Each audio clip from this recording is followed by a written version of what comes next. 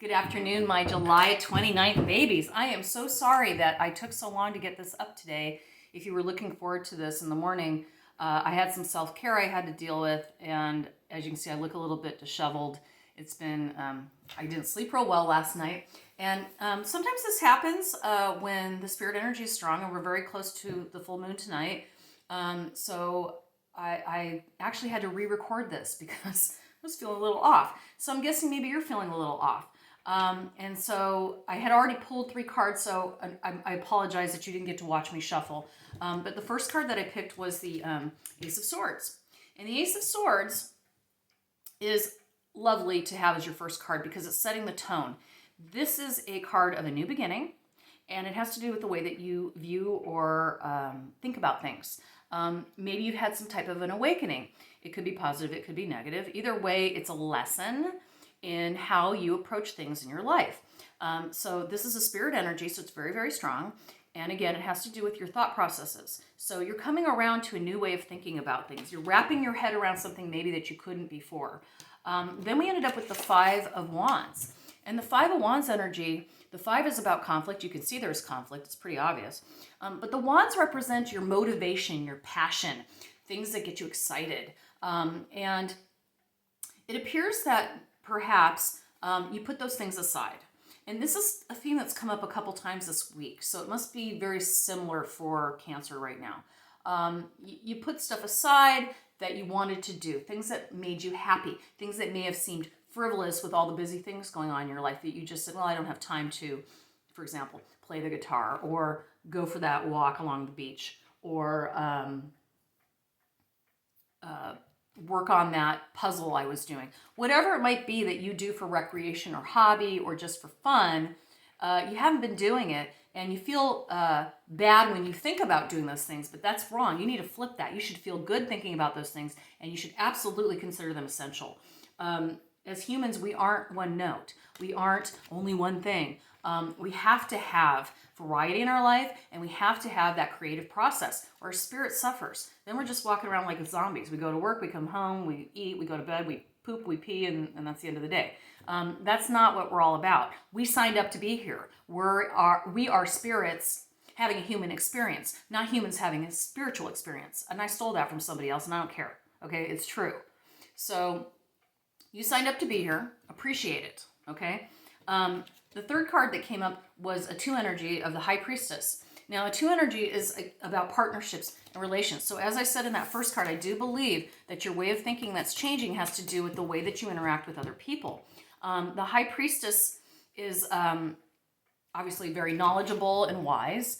You have a black and a white, dark and light. It's showing you that there's 2 sides to every story. Actually, there's 3 if you really want to know the truth, which is hers, his, and the truth. And she sits in the middle as the truth. You know the truth. If you haven't been truthful about how you feel with other people, it's time to start being straight. Because you know what? Spirit knows. And your spirit knows. And you can fib, you can cover up feelings, all those things. But the energy that you're putting out is flawed when you're doing that. The energy you're putting out, even though you could be saying the right things, people subconsciously feel that energy. Okay, you may not realize it, but they do. So it's really important to start being true to yourself. If there's conversations you want to have that are difficult, then you need to think about putting yourself in their shoes, not meaning just how you would feel in their shoes, but how you think that person feels in their shoes. See the difference?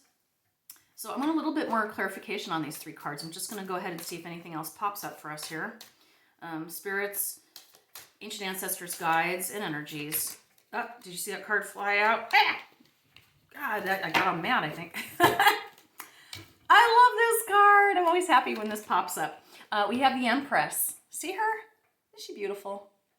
Sitting comfortably on her luxurious, like she's got a pillow behind her. She's got her scepter. She's got her crown of stars. Stars represent hope and dreams. She's sitting in nature. She's very lovely. She's just a lovely person who enjoys nature and that feeling of being luxurious. And again, I mentioned to you that you've left out some things that you really like.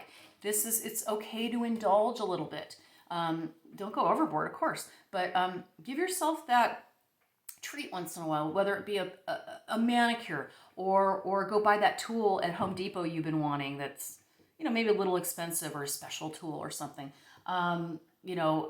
Sit down and play a game of solitaire if that's something you did when you were a kid that was fun for you, or jacks, whatever. But bring back that childish or childlike part of you. And there is a difference between being childish and childlike. And I get the feeling that's where this all links. Maybe you've been childish.